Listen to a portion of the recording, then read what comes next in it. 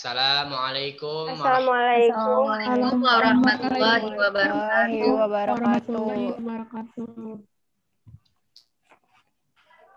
Kami dari kelompok 3, saya akan membacakan unit 5, yaitu pertumbuhan fisik. Yang pertama itu penyebab pertumbuhan. Pertumbuhan fisik adalah perubahan-perubahan fisik yang terjadi dan merupakan gejala primer dalam pertumbuhan remaja.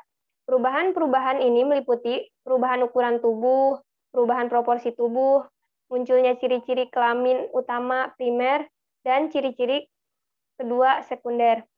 Menurut MUS yang dikutip Sarlito Wirawan tahun 1991, urutan perubahan-perubahan fisik adalah sebagai berikut. Pada anak perempuan, yang pertama itu pertumbuhan tulang-tulang seperti badan menjadi tinggi dan anggota-anggota badan menjadi panjang. Yang kedua, pertumbuhan payudara. Yang ketiga, tumbuh bulu yang halus berwarna gelap di kemaluan. Yang keempat itu mencapai pertumbuhan ketinggian badan yang maksimum tiap tahunnya.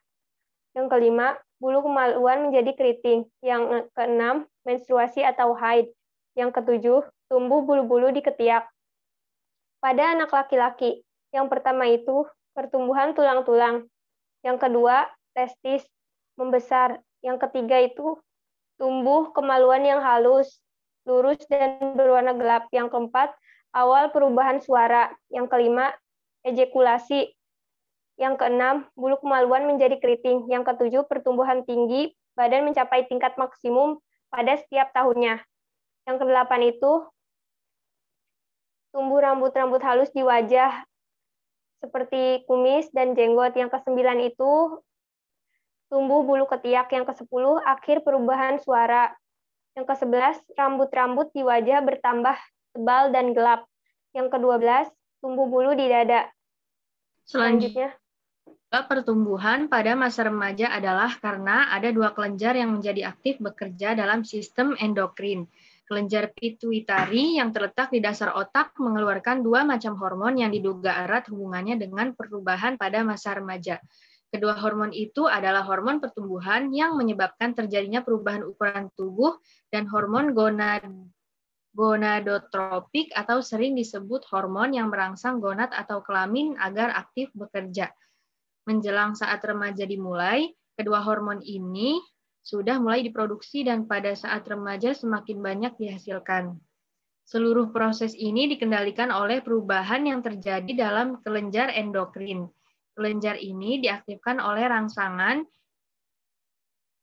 yang dilakukan kelenjar hipotalamus, yaitu kelenjar yang dikenal sebagai kelenjar untuk merangsang pertumbuhan pada saat remaja dan terletak di otak. Meskipun kelenjar gonad atau kelenjar kelamin sudah ada dan aktif saat seseorang dilahirkan, namun kelenjar ini seolah-olah tidur dan baru akan aktif setelah diaktifkan oleh hormon gonadotropik dari kelenjar pituitari pada waktu anak memasuki tahap remaja. Segera setelah tercapai kematangan alat kelamin, maka hormon gonad akan menghentikan aktivitas hormon pertumbuhan.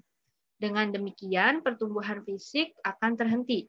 Keseimbangan yang tepat yang tercipta antara kelenjar pituitari dan gonad akan menimbulkan perkembangan fisik yang tepat pula.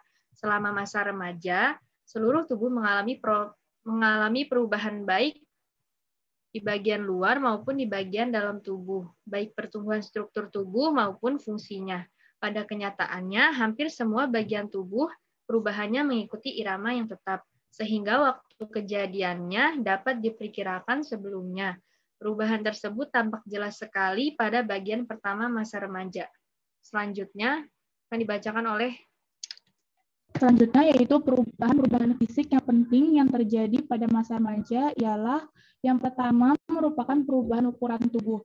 Irama pertumbuhan mendadak menjadi cepat sekitar 2 tahun sebelum anak mencapai taraf kematangan kelaminnya.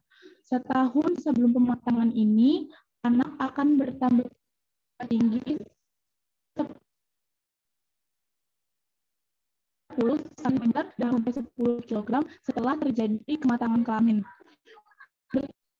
Pertumbuhan tubuh selanjutnya masih terus terjadi, namun dalam tempo yang sedikit lamban. Selama 4 tahun, pertumbuhan tinggi badan anak akan bertambah 25% dan berat tubuhnya hampir mencapai 2 kali lipat. Anak laki-laki tumbuh terus lebih cepat dari anak perempuan. Lalu yang kedua, perubahan proporsi tubuh. Ciri tubuh yang kurang proporsional pada masa remaja ini tidak sama untuk seluruh tubuh.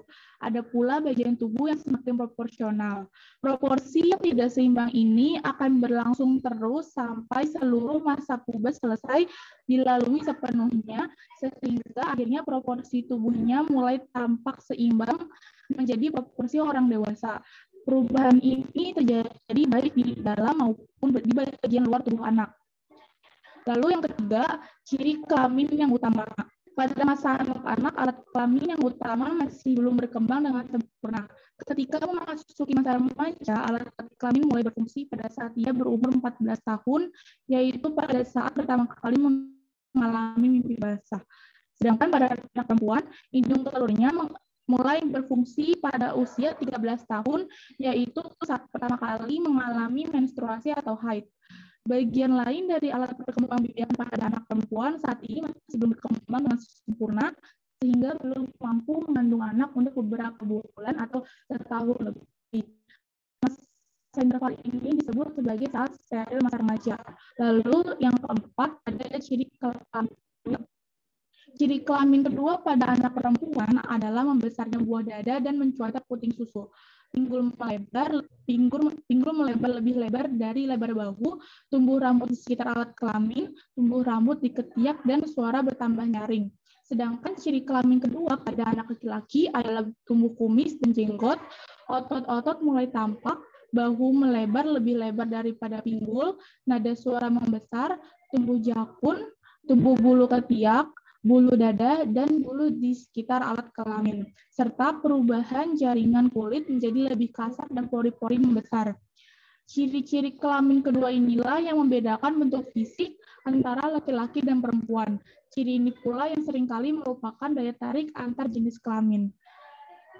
Selanjutnya, ada 3 kriteria yang membedakan anak laki-laki daripada anak perempuan, yaitu dalam hal yang pertama, kriteria kematangan seksual. Kriteria kematangan seksual tampak lebih jelas pada anak perempuan daripada anak laki-laki.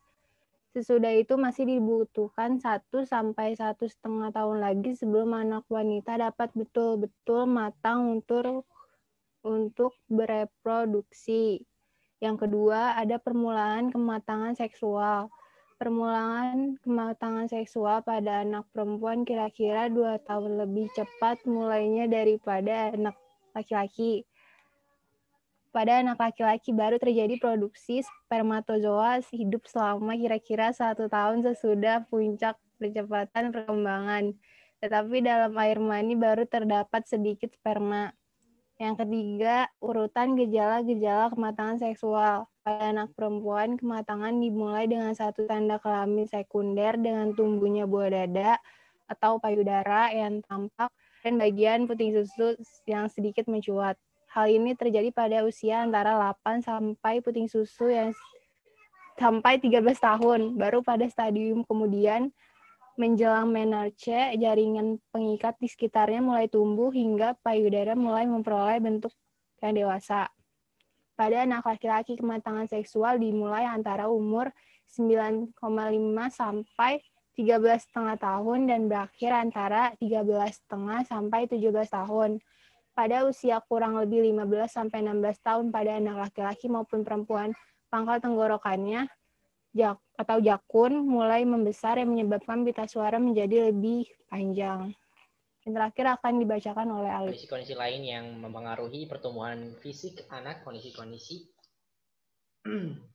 antara lain adalah yang pertama, pengaruh keluarga. Pengaruh faktor keluarga di sini meliputi faktor keturunan maupun faktor lingkungan. Karena faktor keturunan, seorang anak dapat lebih tinggi atau panjang daripada anak lainnya, sehingga ia lebih berat tubuhnya. Jika ayah dan ibu atau kakeknya tinggi dan panjang pula.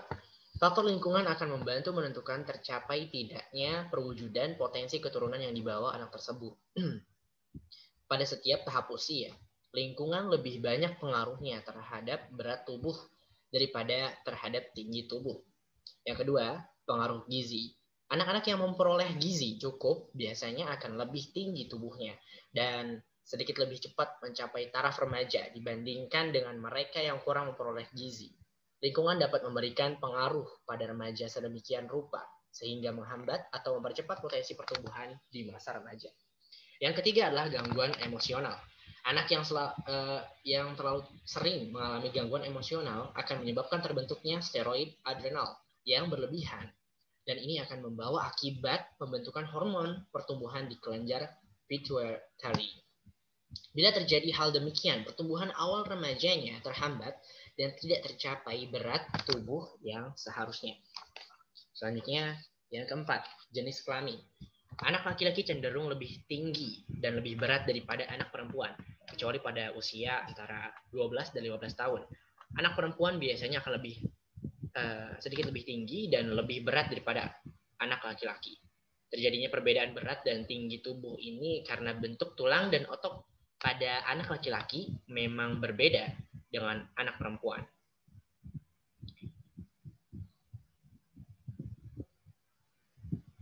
Yang kelima, kesehatan anak-anak yang sehat dan jarang sakit biasanya akan memiliki tubuh yang lebih berat daripada anak yang sering sakit. Yang keenam, pengaruh bentuk tubuh, bangun atau bentuk tubuh, apakah mesomorf, ektomorf, atau endomorf akan mempengaruhi besar kecilnya tubuh anak. Misalnya anak yang bangun tubuhnya mesomorf akan lebih besar daripada yang endomorf atau anak yang ektomorf karena mereka memang lebih gemuk dan berat. Perubahan psikologis muncul antara lain sebagai akibat dari perubahan fisik.